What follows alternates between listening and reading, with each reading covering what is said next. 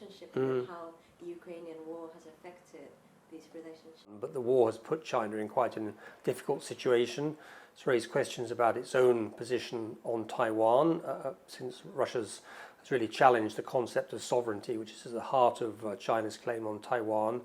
And the fact that there's so many sanctions being applied on Russia has meant that Chinese business has had to look very carefully at its economic relationship with Russia. And in many cases, the Chinese businesses have concluded that it would be too risky to carry on doing business.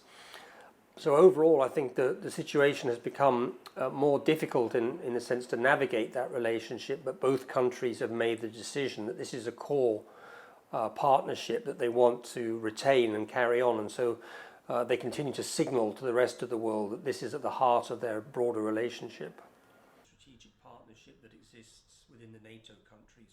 Well, China has been caught in a difficult situation. Its closest partner, Russia, is involved in this war. It's a war that doesn't really help China very much because many of its markets, of course, are European and North American markets, and so it's not in a situation where it can really support Russia without damaging its own core interests. And the United States has made it very clear to Chinese business that if they do carry on engaging with Russia, then they will face secondary sanctions, particularly in, say, areas of technology. So on the whole, what China has done is to stay to some degree divorced from the conflict. It doesn't feel it has a role to mediate. It could only lose if it took on such a mediation role. Relationship, we see military exercises where they are. But perhaps the most important for the Asian security context is the naval side. And that's a much more limited Russia-China exercise focused in the Sea of Japan. That's traditionally where it takes place.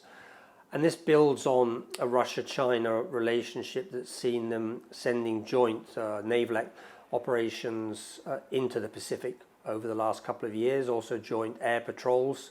So this, I think, really does try to indicate to the West, to its partners in Asia, that this is an emerging security and military relationship that needs to be taken account of. About what the nature of this relationship was, we've seen a gradual evolution across a number of dimensions. China's been getting much stronger militarily, but certainly economically. I mean, it's many times more economically powerful than Russia. But the two countries agreed to, in a way, disguise that imbalance by saying that they're both sovereign equals.